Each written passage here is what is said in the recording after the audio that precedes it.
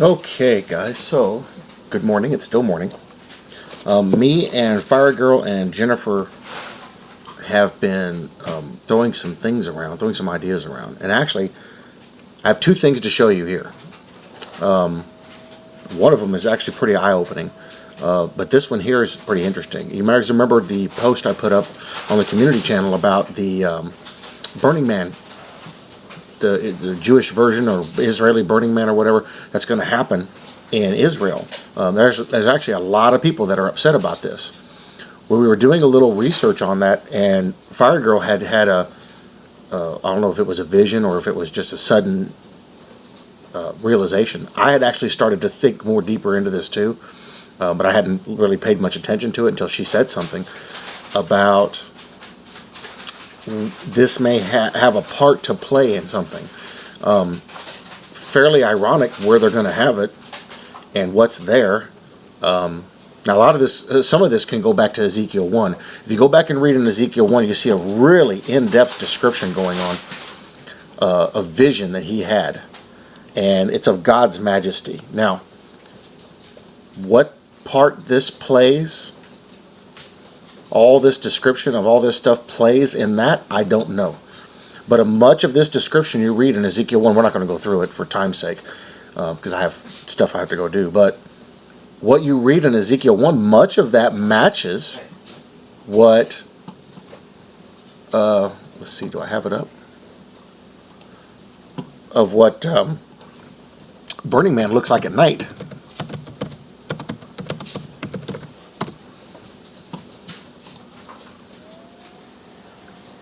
So when you read that description in Ezekiel 1, you see a lot of this. You look at this and you're like, wait a minute, that's like, I see that in there. It's almost like they read Ezekiel 1 and built this around Ezekiel 1. It's really weird. But the main thing to look at, because every time they do one, there's one they have out in the California desert that they have there all the time.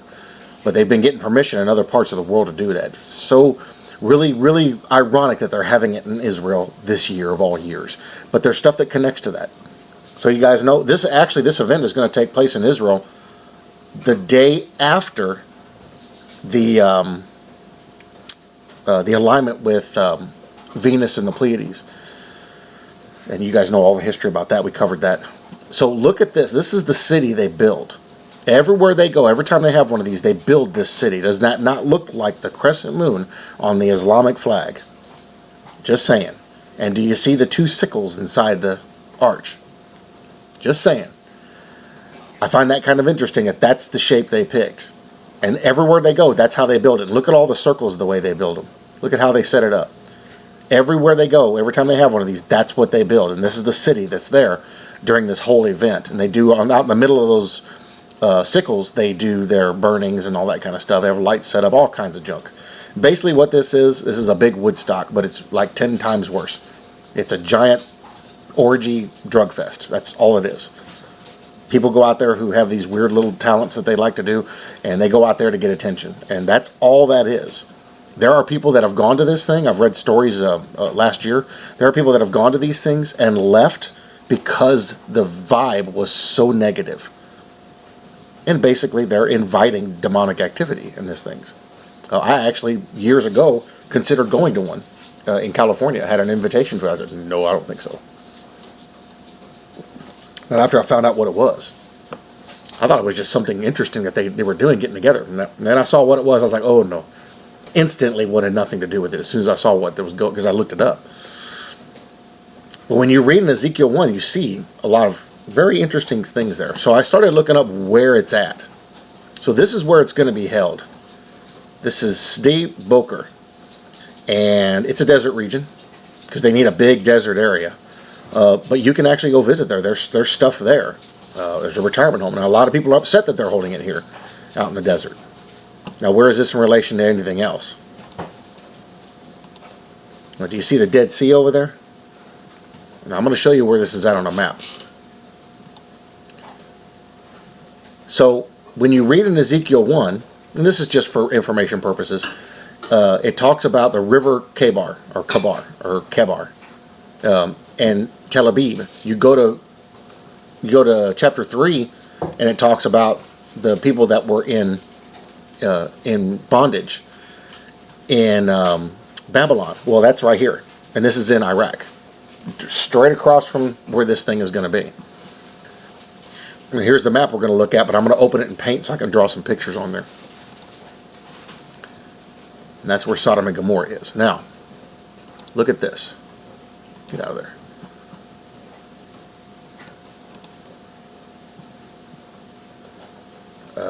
Open with paint. Okay.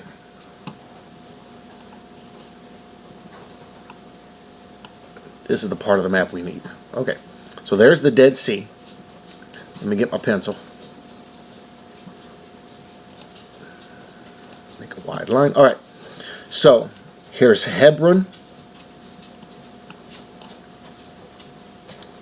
And right over here is, where'd it go? This is the old Beersheba right there. Hopefully you guys can see this. Now, where they're going to hold this thing, at first it was thought they were going to hold it down in this valley right here below those 2 points at the south end of the Dead Sea. But didn't think they could get permission there, so they're going to hold it across this mountain range. Actually, if you head a little bit south, they're going to hold it down there. This is where Sodom and Gomorrah, the cities of the plains, are at. And they may even extend a little bit over here. And supposedly there, like En-Gedi was in there too. There was all kinds of spots over there. But this whole region right here is all the Sodom and Gomorrah area, the cities of the plains. So that thing is almost directly across from it. You can draw a straight line to it. Now you draw a straight line the other way, and it goes that way. That's where Tel Aviv and the Kabar River are at, is going that way into Iraq. So just a little interesting information there. Like where they're holding it is really kind of interesting, and it doesn't. That they decided that spot was where they're going to hold it. See, here's the new Beersheba. Now, but now when you back out, they're going to hold it. See where it says Darom, D-A-R-O-M? That's just a hair below that is where they're going to have this thing. So you can almost draw a straight line from that through Sodom and Gomorrah, and you may have to swing a little bit to the south. And go right into Tel Aviv. It's almost a straight line. It's kind of weird why they picked that spot, but it's a desert area. So yeah, that's where it's all going to go down. But the imagery of this stuff, there's a lot of imagery. Let me get back to where I was. The imagery, really, it's weird how much it matches what is being talked about in Ezekiel 1, and it's almost like they read it and patterned this after that, because when you read it, it's like, yep, I see that, yep, I see that, yep, I see that, and it's weird how closely it matches it. So I just wanted to bring that up. I wanted to point that out. You know, this thing's been going on for quite a while now, but there's a lot of stuff that happens here that isn't really kosher. You can just look at the pictures and see.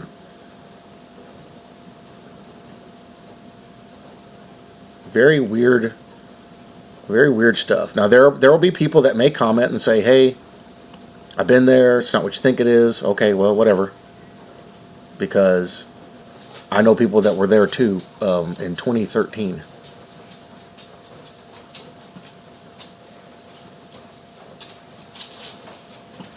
You can see all the weird stuff.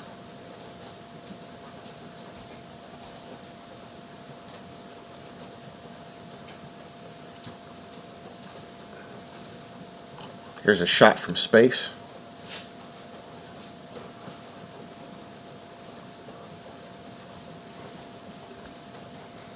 Kind of weird. They picked a very specific design to set that up as, and I find that interesting.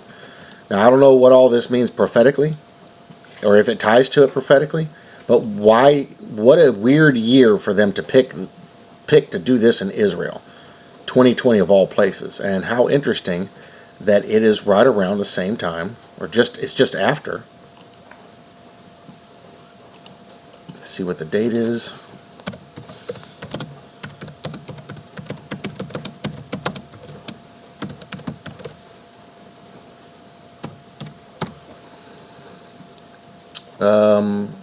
2020.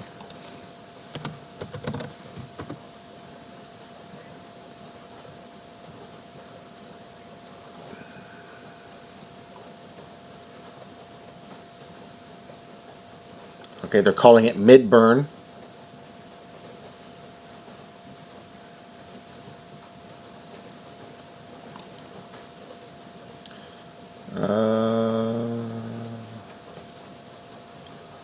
I'm trying to find the actual date here. No, they're not holding it that late because they were just going to hold it in spring. Why is September on there?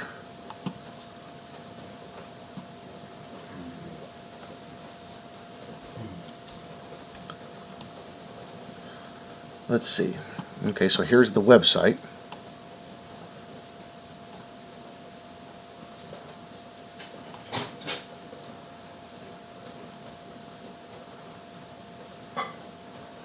Vernal Equinox 2020.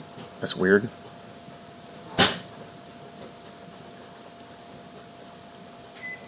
Okay, it looks like April's going to be the big month for setup.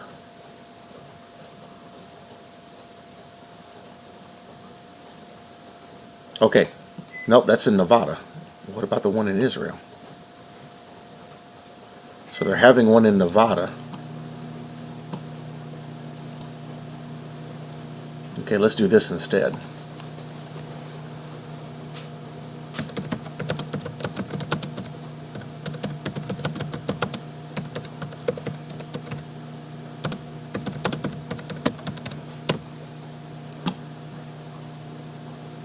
Okay, let's look at the article and see what that says. You can see they get really elaborate with what they build, the stuff that they're going to burn. Very elaborate.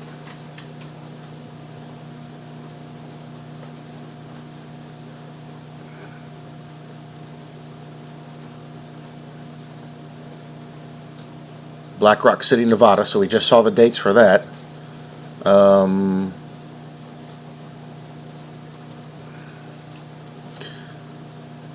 Though the organizers claim the festival is not religious in nature, there are several elements that appear regularly at the festival that are firmly rooted in idolatry. A 70-foot-long, 7-headed red metal dragon on wheels, named for the ancient Egyptian god Abraxas, is clearly intended to reference Satan, as described in the Christian book of Revelation. Look, he says Revelations too, because it is a book of revelations, not just one revelation. I got people giving me grief about that all the time. It's like, really, guys? It's called the Book of the Revelation of Jesus Christ, but it is a book of revelations. Festivals have also appeared a papier-mâché sculpture of Lord Shiva, Natara. That's the same statue, the same god, which is also the god Apollyon. That's another one of Shiva's names. That's in front of CERN, too. Actually, it's everywhere. All right, so this festival culminates in the eponymous ceremony in which a large wooden effigy of a man is burned. The ceremony, referred to among Druids as the Wicker Man, anybody saw that movie with Nicolas Cage, is almost universal among pagan cults, as evolved as a replacement for human sacrifice. You know, even practicing these ceremonies is almost just as powerful as actually doing the ceremony. The symbolic element came closer to its origins last year when a 41-year-old man committed suicide by throwing himself into the flames of the Burning Man effigy. Supposedly, almost every time they have one of these, they have to watch because somebody tries to kill themselves by sacrificing themselves, basically.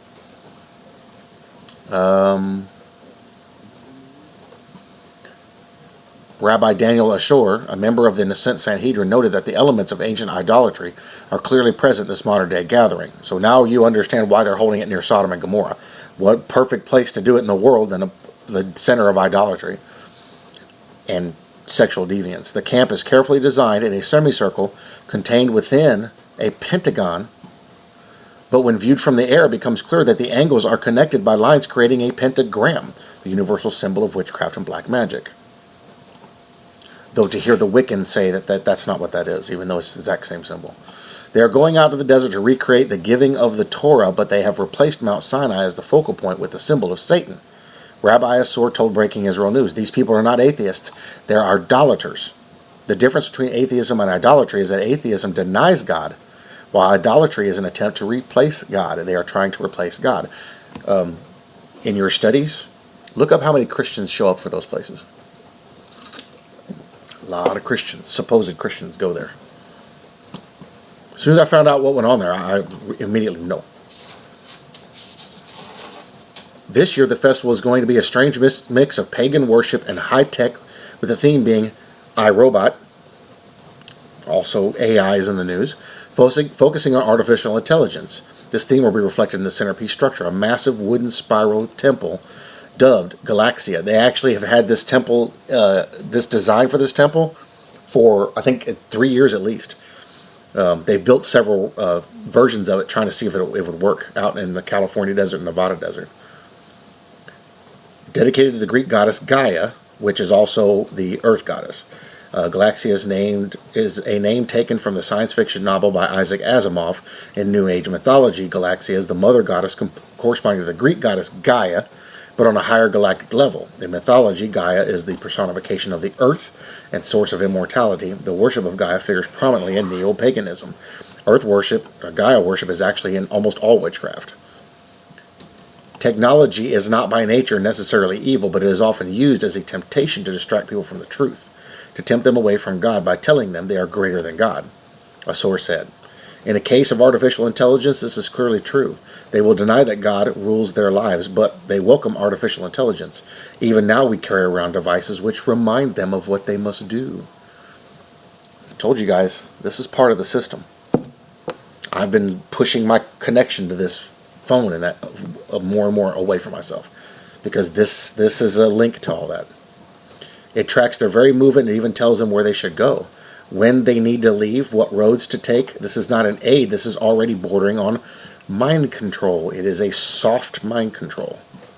They started studying this stuff back in the 50s about using influence, subtle influence, to control people's actions, and it works.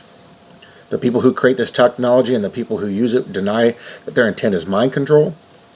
Yet people who have quit Facebook and several of the other deals say they designed the algorithms to get you to pattern your behavior. They admitted that that's what the whole design of it was. Truly modern people who were atheists would reject pentagrams and idols and believe there is no controlling power.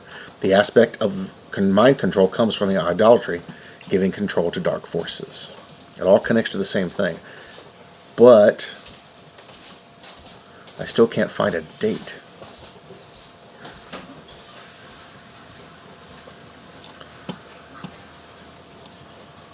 Of when this thing is going to be, because the last I saw,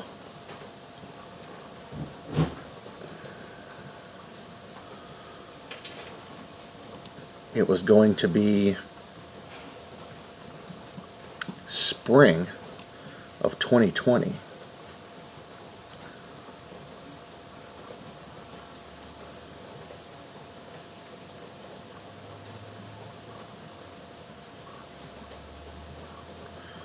Okay.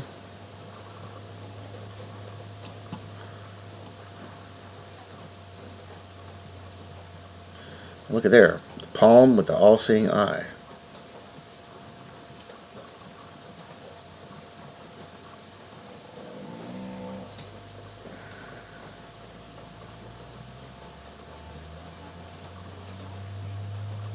Okay, so I can't 100% find a date. It looks like their position is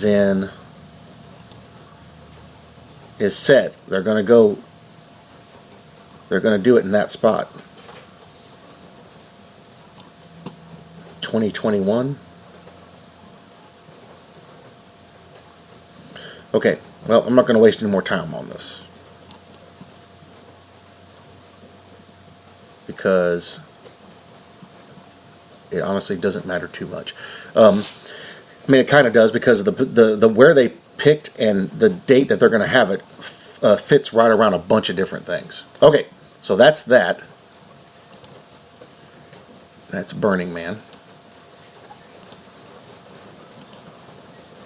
Let's get rid of all that.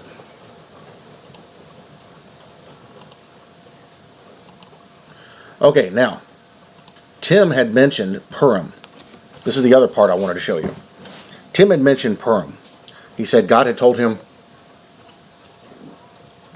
to watch Purim.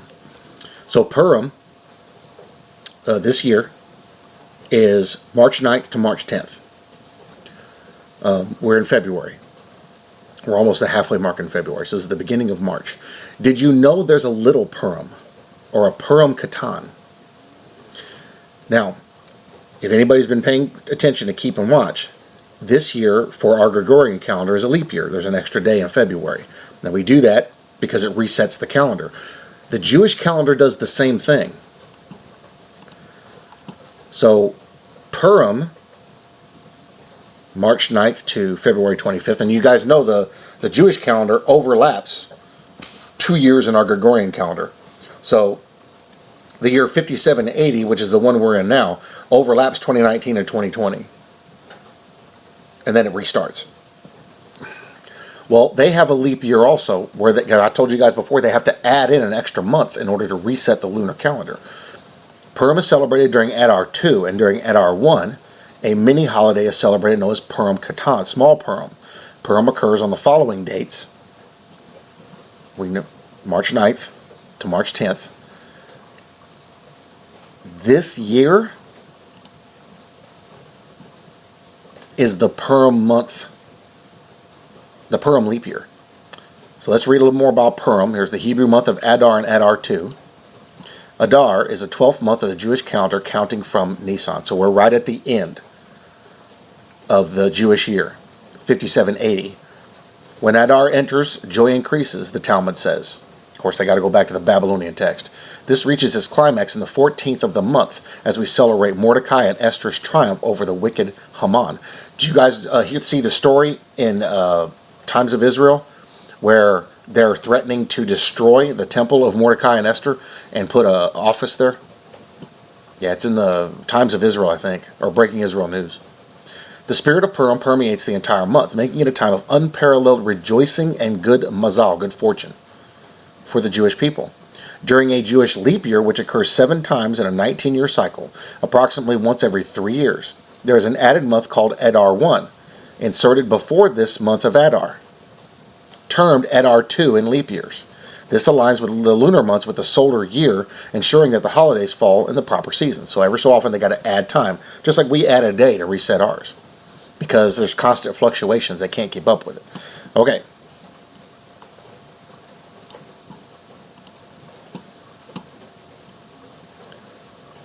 $5780 is a leap year.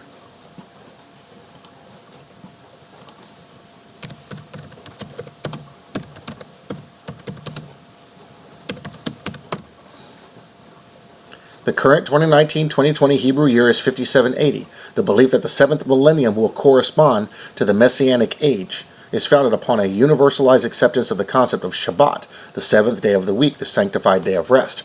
So supposedly what they've done is they've gone back, because the Jews have a bunch of documents we don't get clear access to, but they've counted back and are counting forward. Now, there's a couple of spaces in history where that got screwed up, and one of them was whenever they had been taken to Babylon after the first temple was destroyed.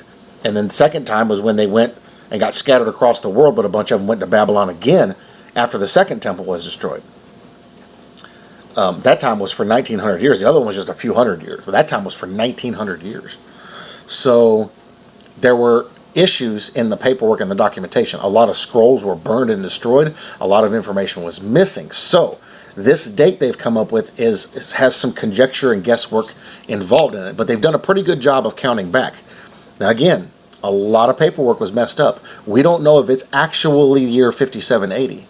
It could actually be a little further. But that doesn't matter anyway, because God's going to do it on His time, so it doesn't matter what year it is.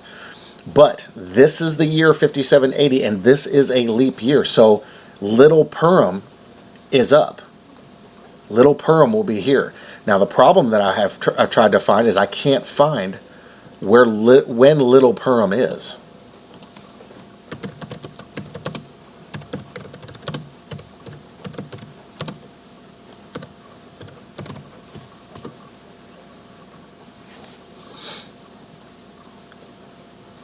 So all I find is when Purim is. But I cannot, I haven't, maybe one of you guys can. I cannot find when Little Purim is.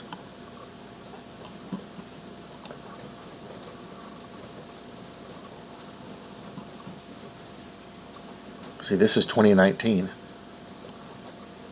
February 2019. This Tuesday is Purim Katan. Well, why would last year be a Little Purim whenever...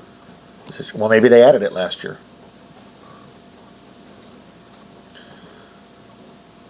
Every year we celebrate the holiday of Purim on the 14th day of the month of Adar, the day established by Mordecai and Esther as a day of feasting and rejoicing. You guys remember we covered that. It's in the book of Esther.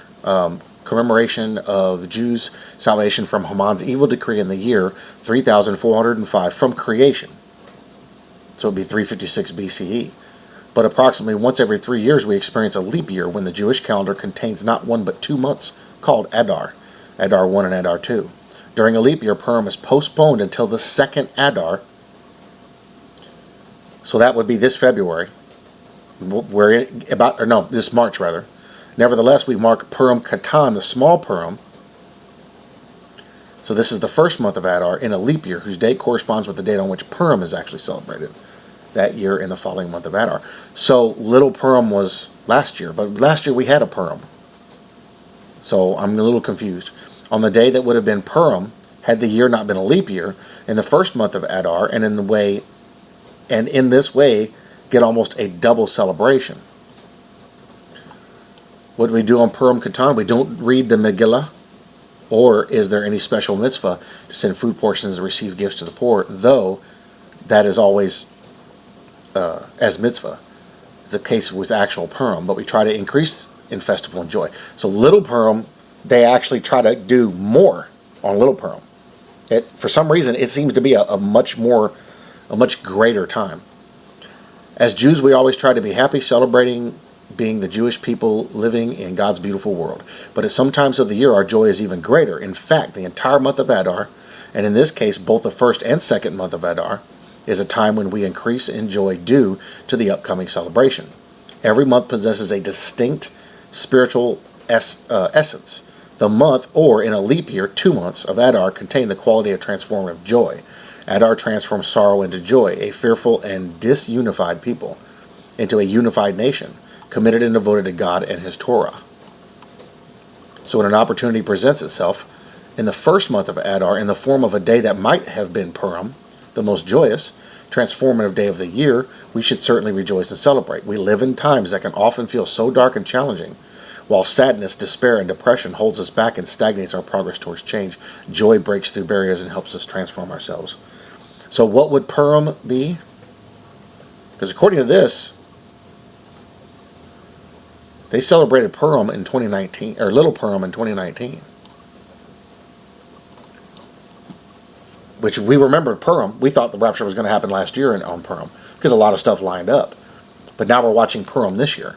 So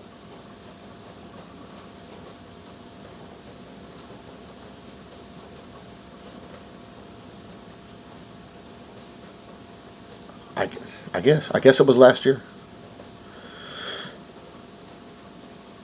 So anyway, we see something here. Something is interesting about this, because their Jewish leap year doesn't always line up with our leap year, because we do it every 4 years, they do it every 3, so it's always out of cycle. But this year we have a leap year and they also have a leap year, so that I found that interesting. I know this is kind of all over the place, but I also found it interesting that a lot of people have been getting these quick visions and words and stuff like that about talking about Purim. Well, what makes this one more significant than others? Maybe actually, because we know one thing you got to remember about the Jewish people, they don't like it when the Goyim celebrate holidays with them, unless you've converted. And what they like to do sometimes is they like to take those holidays and they like to flip them. That way we celebrate it on one time, but the Goyim won't celebrate it at the right time. They'll celebrate it at a different time. We're the Goyim. And that way, what they do is they keep it kind of sanctified, because they don't believe any Gentile should be celebrating these things. That's just one of their beliefs. You can go read a lot of this on Chabad.org and other places. So, it may be that they flipped them, and everybody thinks it was last year, but maybe it's this year. Who knows? But here, the one thing is that a lot of people have been getting this. Now, last year there were a lot of people getting it, but not that many. This year, a lot of people have been getting it.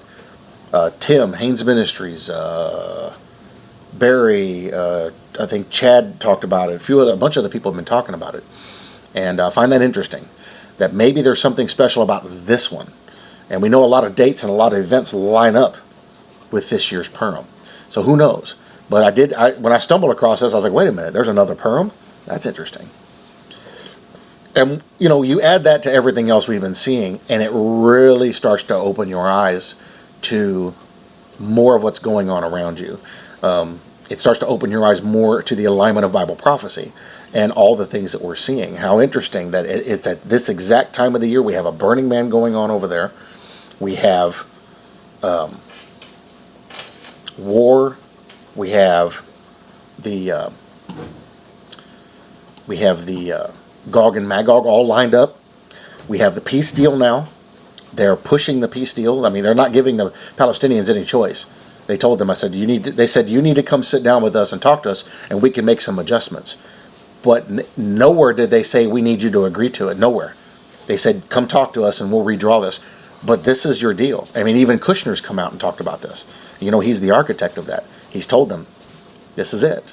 They're still talking about starting annexing before the elections, which are in March. And I think this Purim is in March. Well, yeah, this Purim is in March. So I think it's March 3rd is when the elections are.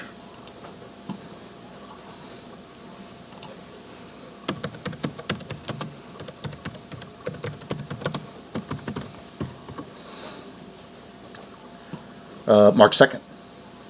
So we have the elections being held. They're thinking they may actually become a shutout, and they may end up going to a fourth round. And we have Purim right after that. Who knows what's going on, guys? But there's a lot of things lining up here that stand out, because like last year and the year before and the year before and the year before, we didn't have this stuff.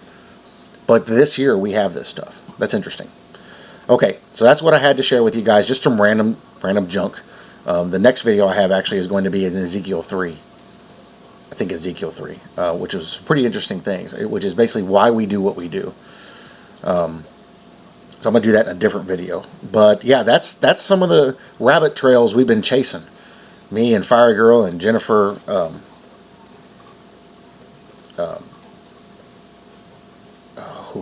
Lisa Boyce, Blackadula Samoan. We're all working down these rabbit trails trying to find connections to all this stuff, because it all connects somehow. And some of that information is kind of hard to find. Sometimes it takes a few hours to find it. But anyway, there that is, guys.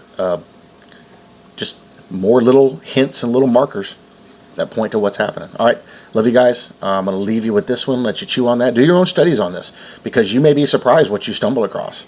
Because not everybody's going to stumble across the same information. You may be surprised what you stumbled across. All right, love you guys. I'll see you in the next one.